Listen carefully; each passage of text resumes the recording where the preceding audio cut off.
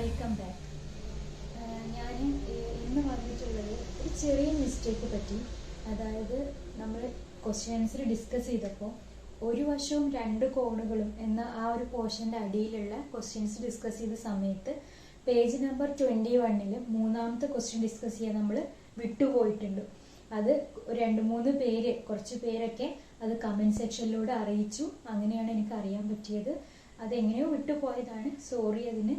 അപ്പോൾ അതിൻ്റെ ആ ഒരു ക്വസ്റ്റ്യൻ ഡിസ്കസ് ചെയ്യാൻ വേണ്ടിയിട്ടാണ് ഇന്ന് വന്നിട്ടുള്ളത്. ഓക്കെ, അപ്പോൾ കമൻറ്റ് സെക്ഷനിലൂടെ അത് അറിയിച്ച എല്ലാവർക്കും ഒത്തിരി താങ്ക്സ്. അപ്പോൾ ഇനിയും ഇതുപോലെ എന്തെങ്കിലും മിസ്റ്റേക്സ് ഉണ്ടെങ്കിലോ എന്തെങ്കിലും കാര്യം നിങ്ങൾക്ക് അറിയണമെന്നുണ്ടെങ്കിലോ നിങ്ങൾക്ക് ധൈര്യമായിട്ട് കമൻറ്റ് സെക്ഷൻ യൂസ് ചെയ്യാം.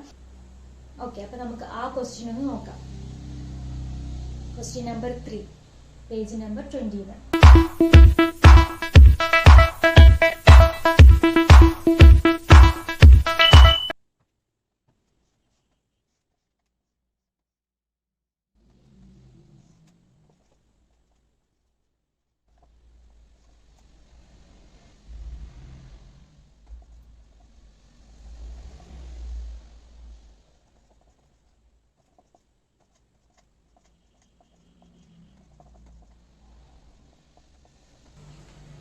ഈ ക്വസ്റ്റ്യനിൽ നമുക്ക് തന്നിട്ടുള്ളത് ഇങ്ങനൊരു ഫിഗറാണ്.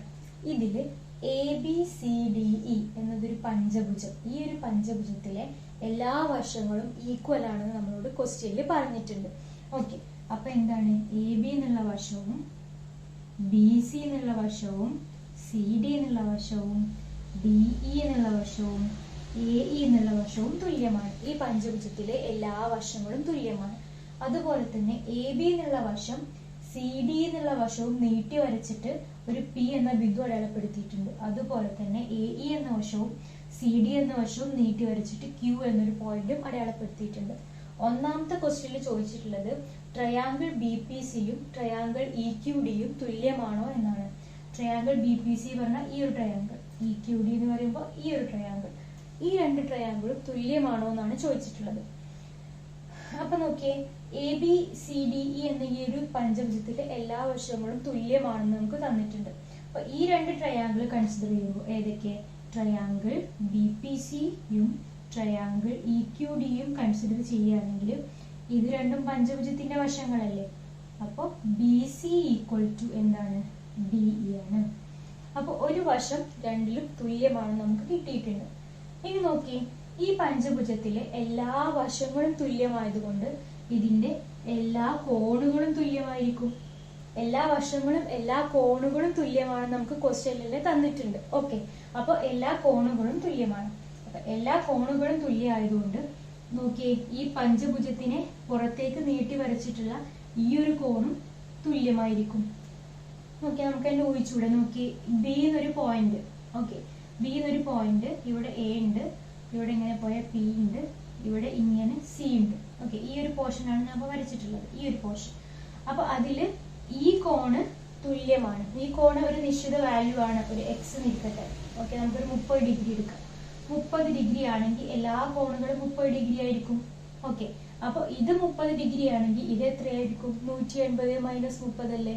അതുപോലെ തന്നെ അല്ലേ ഇവിടെയും ഈ കോണും ഈ കോണും ഈ കോണും ഈ കോണും ഈ കോണും എല്ലാ കോണുകളും തുല്യമാണ്.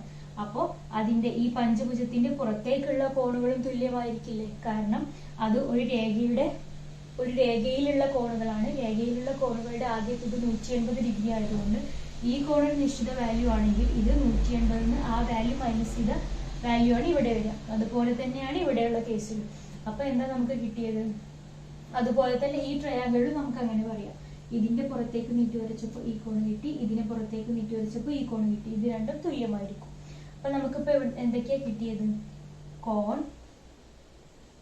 PBC ഈക്വൽ ടു കോൺ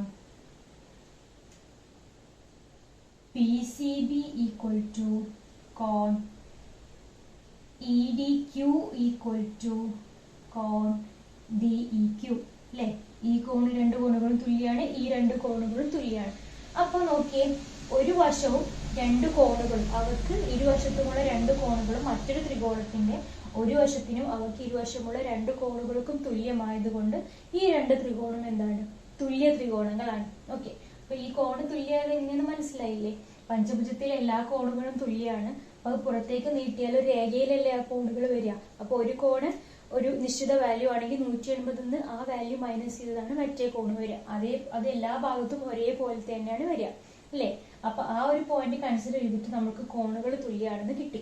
ആയതുകൊണ്ട് ഒരു ത്രികോണത്തിലെ ഒരു വശവും അതിന് ഇരുവശത്തുള്ള രണ്ട് കോണുകളും മറ്റൊരു ത്രികോണത്തിന്റെ ഒരു വശത്തിനും അതിന് ഇരുവശത്തിനുമുള്ള രണ്ട് കോണുകൾക്കും തുല്യമായതുകൊണ്ട് ഈ രണ്ട് ത്രികോണങ്ങളും തുല്യ ത്രികോണങ്ങളാണെന്ന് നമുക്ക് കിട്ടി. ഇനി അടുത്ത് നോക്കി, triangle A P Q. Triangle A P Q എന്ന് പറയുമ്പോൾ ഈ ഒരു വലിയ ട്രയാങ്കിൾ, അതില് എ ബിയും എ ക്യൂയും തുല്യമാണോ എന്ന് ചോദിച്ചിട്ടുണ്ട്. നോക്കിയേ, എ ബി എന്നുള്ള വശവും എ എന്നുള്ള വശവും ഓൾറെഡി തുല്യമാണെന്ന് നമുക്കറിയാം, കാരണം പഞ്ചഭുജത്തിന്റെ രണ്ട് വശങ്ങളാണ്.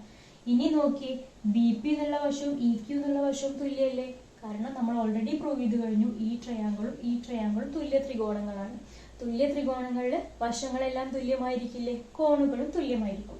അപ്പൊ ഈ രണ്ട് വശവും തുല്യാണ്, ഈ രണ്ട് വശവും തുല്യാണ്. എ പി എന്ന് പറഞ്ഞ വശം എങ്ങനെയാണ്, എ ബിയും A B plus B P അല്ലേ എ പി എന്ന് പറയുന്നത്. അതുപോലെ തന്നെ എ ക്യൂ എന്ന് പറഞ്ഞാലോ A E plus E Q ആണ്. ഓക്കെ, അപ്പൊ ഈ എല്ലാ വശങ്ങളും തുല്യമായതുകൊണ്ട് A P equal to A Q നമുക്ക് പറയാം. ഓക്കെ, അപ്പോൾ മനസ്സിലായി എന്ന് വിചാരിക്കുന്നു. ഒരു വശം രണ്ട് കോണുകൾ എന്നുള്ള ഭാഗം ഡിസ്കസ് ചെയ്തപ്പോൾ ഈ ഒരു ക്വസ്റ്റ്യൻ നമ്മൾ വിട്ടുപോയിരുന്നു. അപ്പൊ അതാണ് ഞാൻ ഇപ്പൊ ഡിസ്കസ് ചെയ്തത്. മനസ്സിലായി എന്ന് വിചാരിക്കുന്നു. അപ്പൊ ഇത് ഓർമ്മപ്പെടുത്തിയതിന് ഒരിക്കൽ കൂടെ താങ്ക്സ്.